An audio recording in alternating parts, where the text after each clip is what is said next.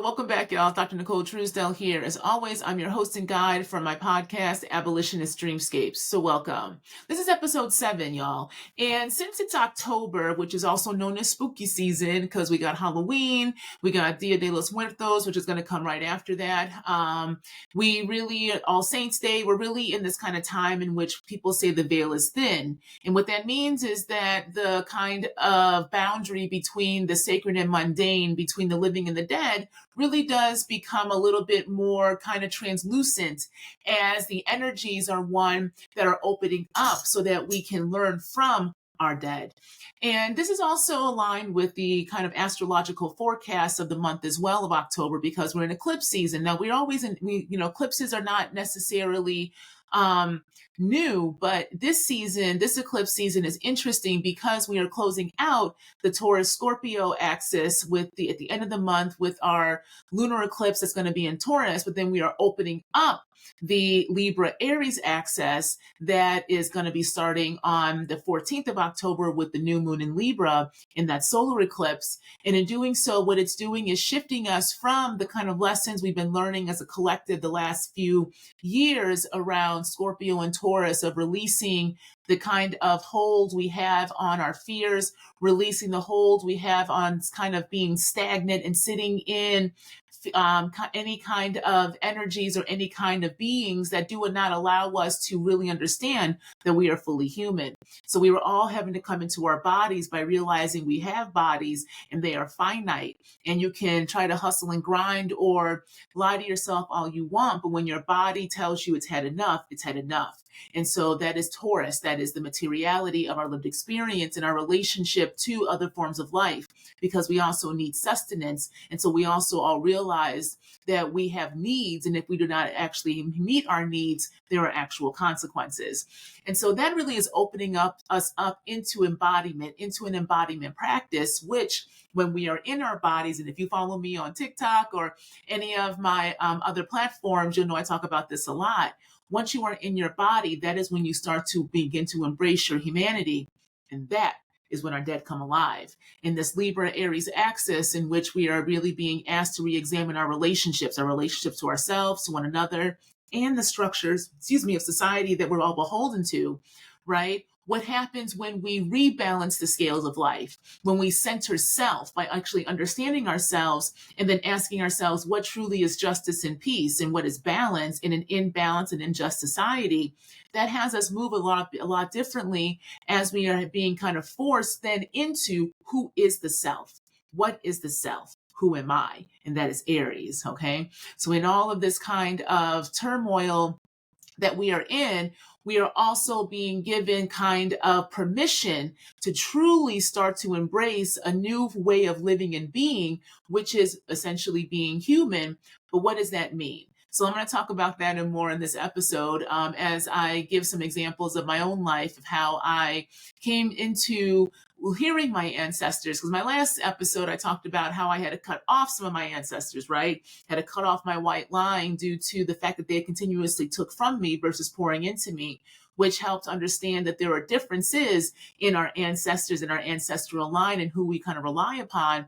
But in this episode, I want to talk about who I actually do rely upon and why, and how coming to them in my ancestral veneration practice, and which also brought me back to my own lineage hoodoo practice, was not straightforward. I actually came into this practice by going through another ATR, which is Ocha, but that Ocha tradition that I'm a part of actually got triggered when I had a reading from a Haitian Hougan and Baron Samadhi came down. So let's get into that, all right? Before I begin, though, as always, I got to give my shout outs to those who continue to support me in the public, because again, without the support of y'all, I cannot continue to teach and create and just be in the spaces I'm in, taking up space finally and teaching the type of things I've been wanting to teach for so long. Okay. So first I want to thank my patrons. I have a Patreon, Abolitionist Dreamscapes, in which it's a creative space in which I talk about breaking things that don't work for us and dreaming of things that could be possible. So if you are interested interested, please, I'll have it in the show notes of how you can join there. You can join just for as little as $5 a month. But there are also other tiers in which there are various resources and materials available for folks to use. And I want people to be able to use that content and take it into their own spaces and places to disrupt and to dream and to remake. Okay. So that is my Patreon, Abolitionist Dreamscapes. I also accept donations through Cash App, Zelle, PayPal, and Venmo. And people who have been able to donate, I just want to give a big shout out and thank you. Those donations really do help me. They help me be able to continue to teach and have space to be able to do that, but also to provide the resources I need to be able to maintain subscriptions and get equipment and the like. So these things aren't necessarily cheap. I do have to have basic costs met. And so those donations allow me to have my overhead hit so that I can continue to create. Okay. And also for folks who can just like and share and comment, that is a lot. That means a lot to me. And it also lets me know that what I'm saying actually resonates with folks out there. So those who have liked, shared, and commented this my podcast, along with my social media presence, I'm on TikTok, along with IG and YouTube. It really means the world to me. So thank you so much. And please, I ask you can continue to do so. All right. And finally, upcoming events, October 15th, y'all, I'm going to be hosting a virtual salon conversation for Black women, queer, and non-binary folks, talking about abolition, ancestors, and the astrology in a much more intimate setting. And what I want to do there is really give us space. I made a zine.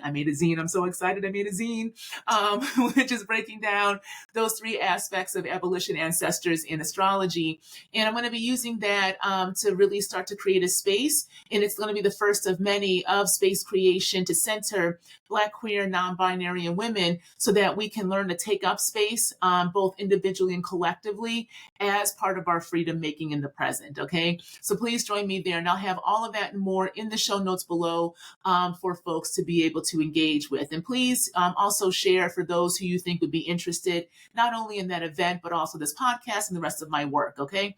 And you can also find ways to book with me. I do astrology readings. I do one-on-one coaching. I do group facilitation along with keynotes and speaking engagements and the like. So you can find all of that and more on my website, drnicoletruesdale.com. And I am booking speaking engagements for next year. I got a couple already lined up, which I'm really excited about. So if you're interested in having me on as a keynote or in a panel or helping your organization kind of rethink where it's going through a queer Black abolitionist lens, please reach out. Again, you can do so through my website in my Book Me form. Okay. Now, let's get into the episode, y'all.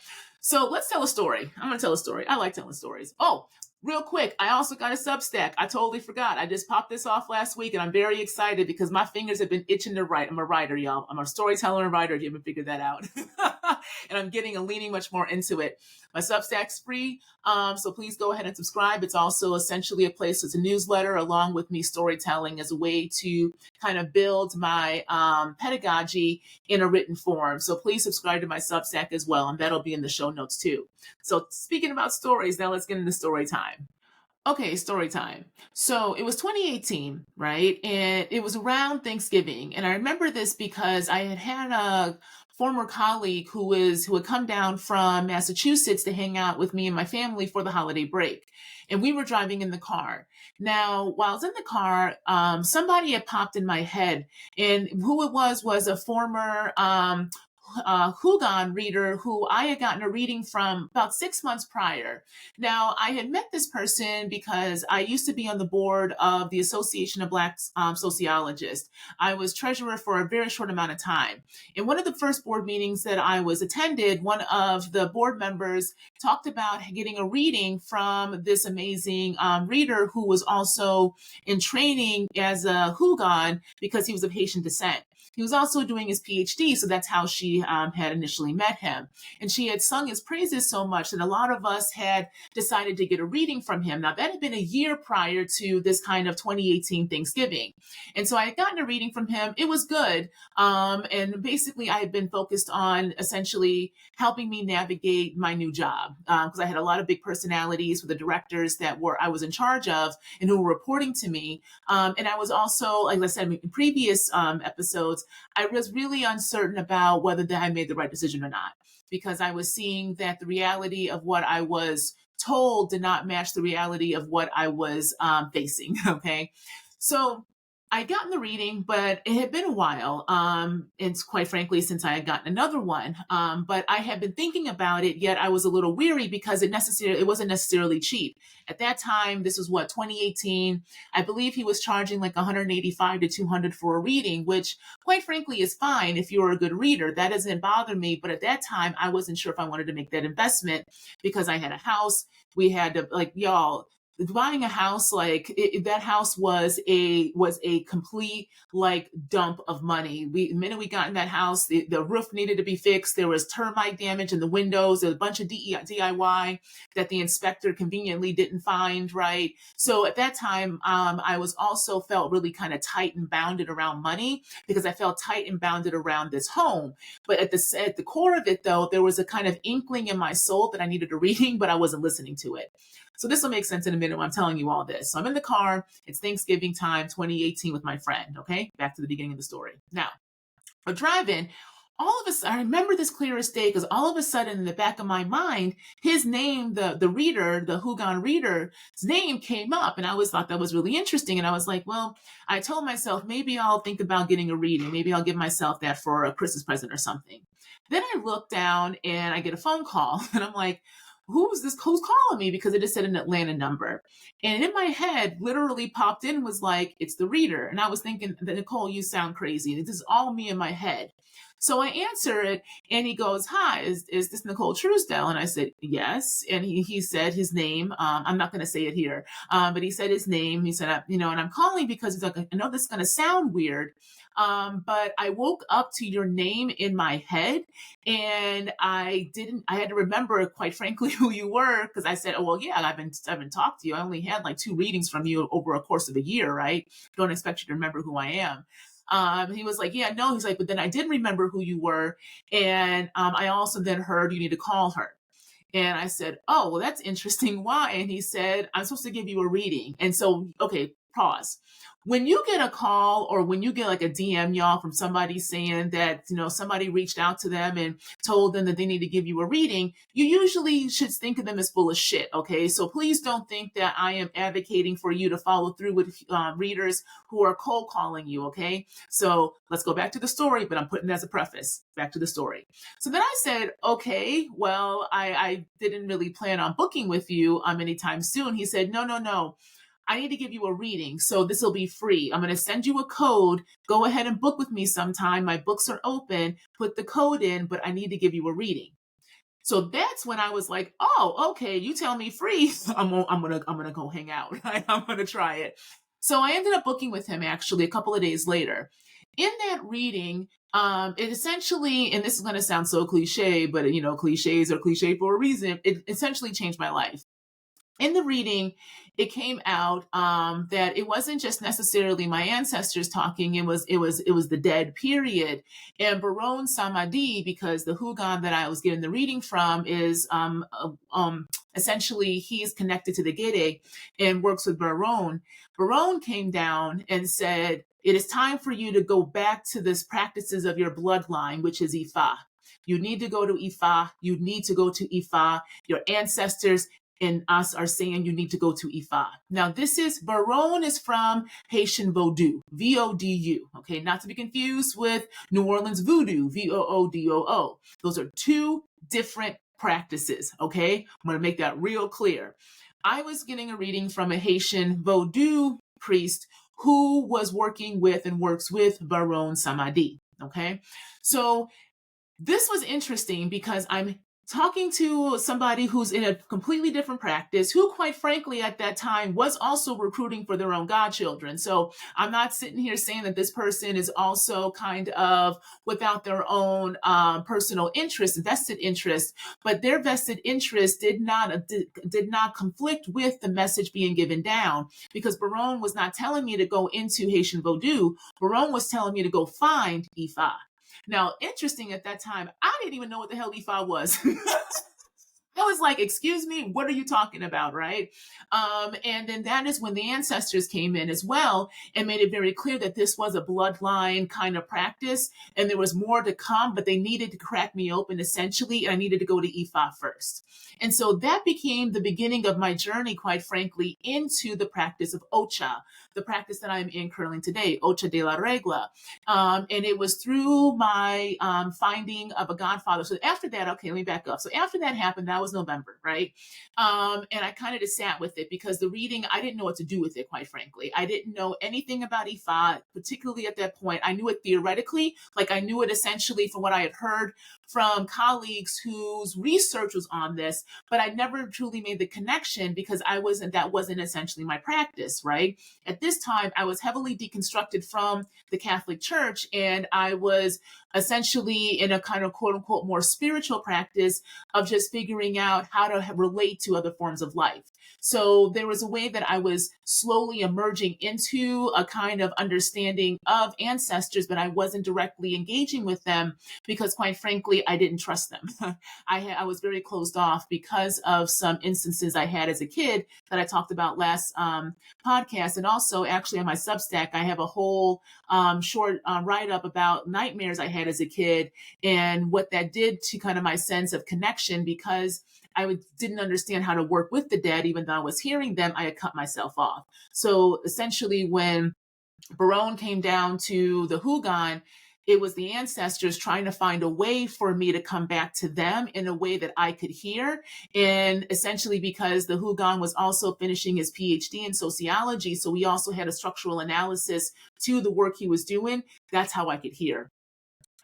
The dead are smart, y'all. We have to remember this. They are smart. They will figure out ways to communicate that make sense for you. And so this is why it's really important to have a kind of understanding of self that you are connected to so that you can then trust these messages when they run counter to the kind of dominant ideas we are told. Because again, you are told never to really trust somebody that reaches out to you saying that so-and-so came down and said, I need to give you a reading.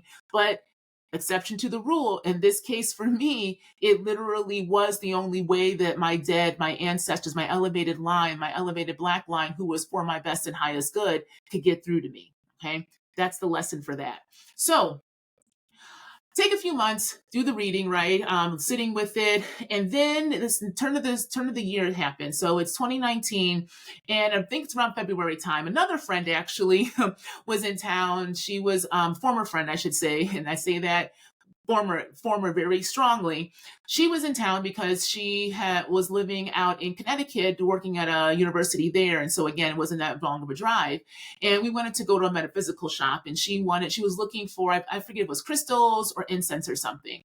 And I had found there was a metaphysical shop slash botanica closer to my house that I hadn't been to yet. So I decided, I said, let's go ahead and check that out.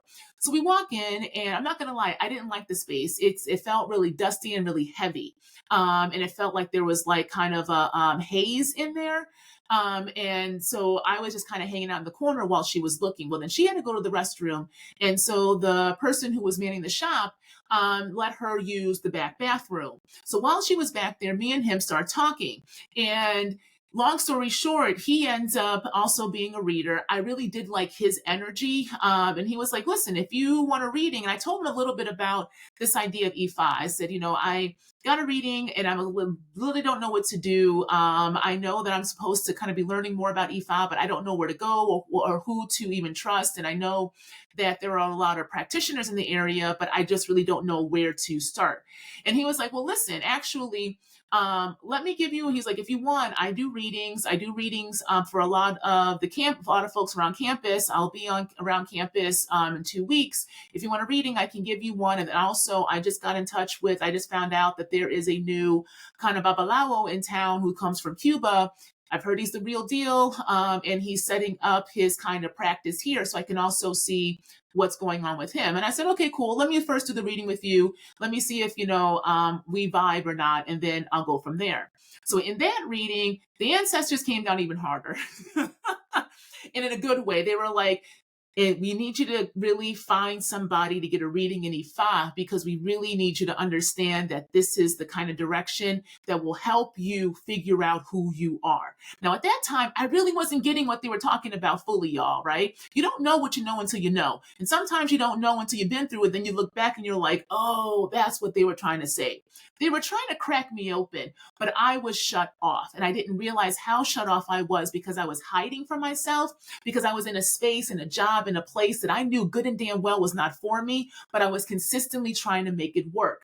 This is the problem of the fixed signs, y'all. This is why I say if you got heavy fixed sign energy in your birth chart, so that's going to be a Scorpio, Aquarius, Leo, or Taurus, right? If you have a lot of placements in there, if your rising is one of them, right? There's a fixedness energy to you, but we live in a society that is one against capitalistic, but also doesn't work very well. So you got to be careful about what you're fixing, because are you trying to fix and stabilize and maintain some shit that's broken that you really need to let go of, right? And as again, it's a Scorpio rising, Taurus moon, and Leo sun. I can get real fixed if I'm not careful. So this was them trying to break me open, but I didn't understand, right? And the thing is, that's good. If I would have understood what they were trying to do, I probably wouldn't have done the shit, y'all. Because it would have felt way too scary. It would have felt way too scary. But now looking back, it's the best thing that ever could happen to me. Okay. So anyway, back to the reader. So I ended up getting a reading from him. And that's another, and then again, it was very strong in that reading to find a Babalawo. Get a reading, get an Ifa reading, open up the oracle. Okay. So then he's like, well, listen, I know Baba, I'm going to go to him as well. He's like, I'm looking for someone too. He's like, he's like, I know you don't know me yet, but I'm looking for someone as well. It's also my path. And so I don't think it's a coincidence necessarily. I'm going to go to this Baba and I can see if he can give you a reading as well. So long story short, that introduction to the Babalawo, he became my godfather, and the reader became my godbrother. Me and him ended up getting our warriors and hand of Ifa together. So he literally is my godbrother in that. So in all of this, right, in my practice and coming into Ifa, there was a way that my dead could finally talk to me. There was an oracle there that could hold their message, and having somebody who could read the message in a way that I could begin to hear. And so in that practice, and in my practice of coming back and understanding who I was working with, and then getting finer in my body, right? Because once I received my warriors, y'all, the minute I received my warriors, there was a crack in a lot of my relationships, some of my closest relationships that I thought were going to essentially stand the test of time. These were friendships. They really began to reveal themselves the day I got my warriors, like literally the day I got my warriors, and it was in the car, didn't know what to do. It felt like I had babies that I had to take care of. Like it's a lot that goes on with it. And I called a friend, and I could feel not her disgust, but I could feel her trepidation, but also her anger. It was a very interesting call, because it was like I could hear her anger and irritation that I did something that she wasn't necessarily going to be able to do, and that it meant that we were different. And I didn't know how I knew this, but I knew it.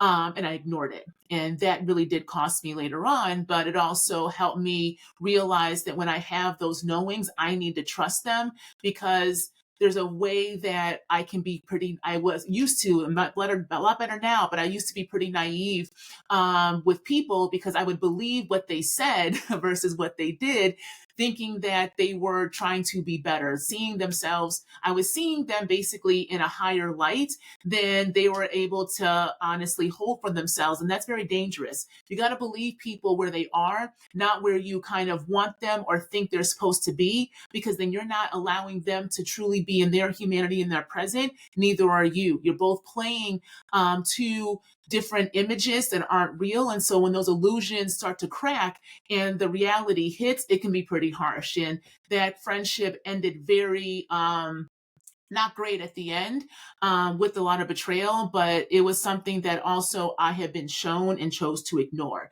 So I got to take responsibility as well, without placing blame, quite frankly, on me or her. Neither one of us wanted to face the reality that the friendship had changed. we were holding on to a ghost, and that ghost became a nightmare, right? And that usually, if you think about your own relationships, y'all, in which you did know it was shifting and changing, right? And it doesn't always have to be dramatic. It just, there was a shift and change, but you or them or both of you were holding on to the past, right? The present will always catch up because we are always in the present. And so when those past and presents collide, reality hits. And reality can be harsh, but when we allow reality to teach us, it can shift us and move us in the directions that are really for us and for the other person.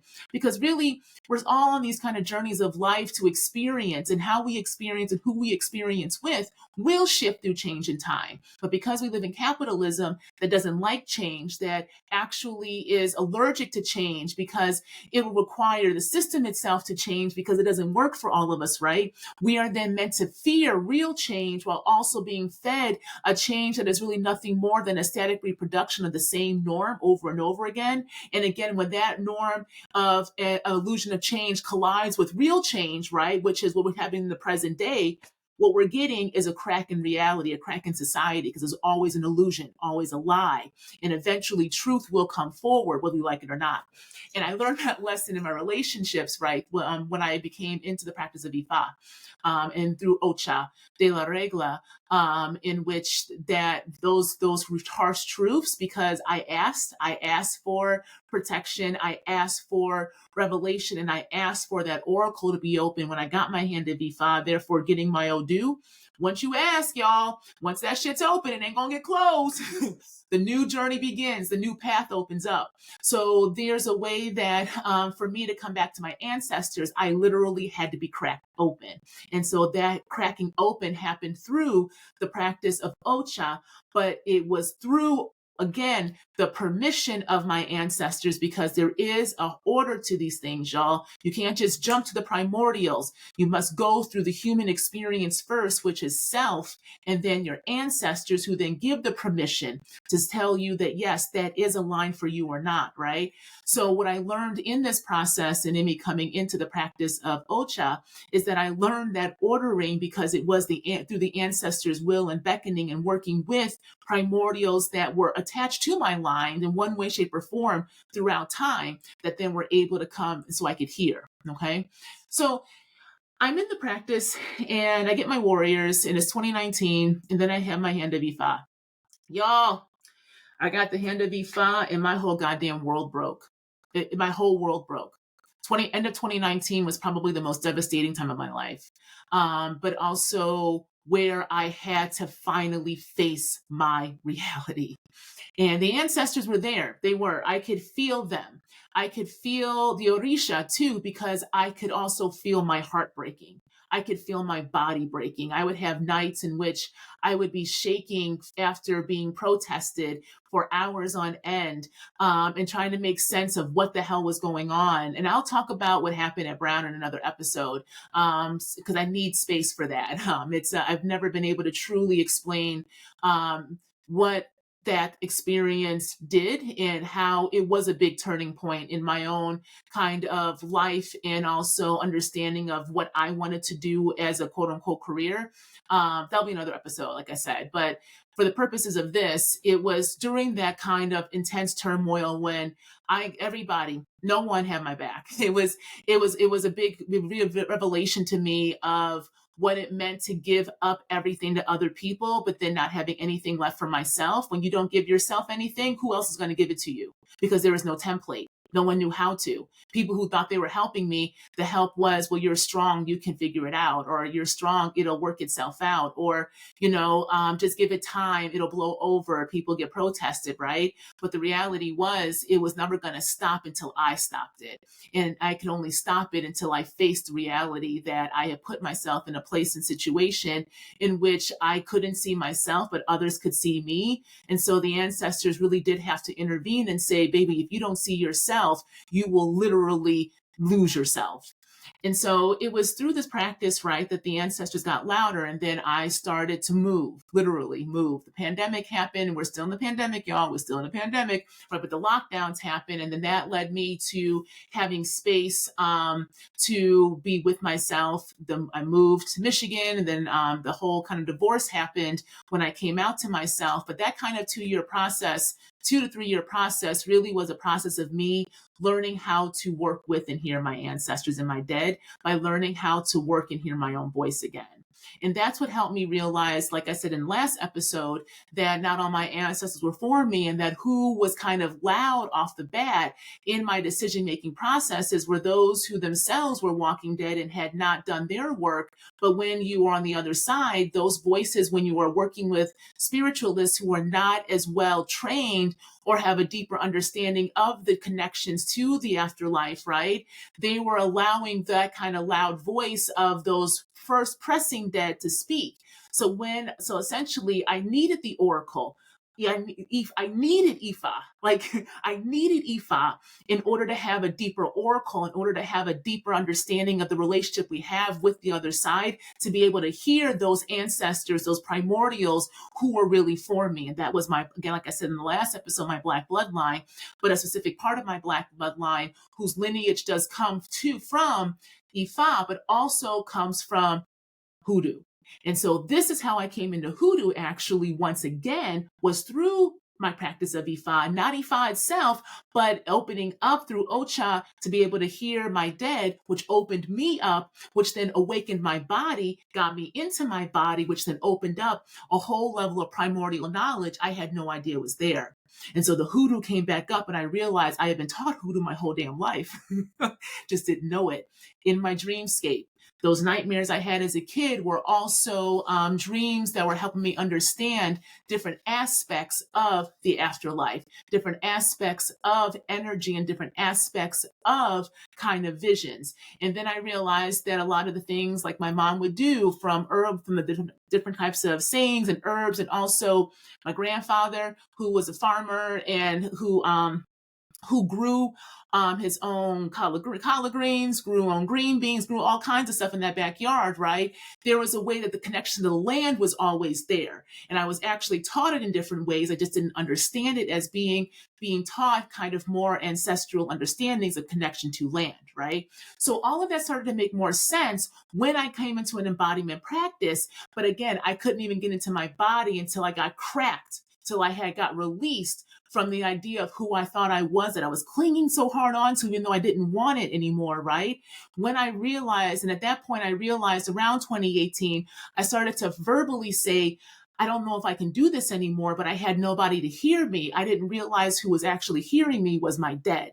So when I gave that permission, they went to work, y'all. And that working, though, was this kind of roundabout way that has me in the present day sitting, talking to y'all about the ancestors, abolition, and astrology, because that's when the astrology also started to come out of me. Again, I've been learning about astrology and had different people teach me in different ways since my mid-20s, but because I hadn't gone through that kind of rigorous formal training that I was used to through academia, that kind of disciplining, right? I always put it to the side and didn't believe myself, didn't believe my analysis, didn't think I knew enough. But again, as I've come back into an embodiment practice, that knowledge has awakened and kind of come together in these interesting ways to help me see that I've been trained most of my life to do what I'm doing now.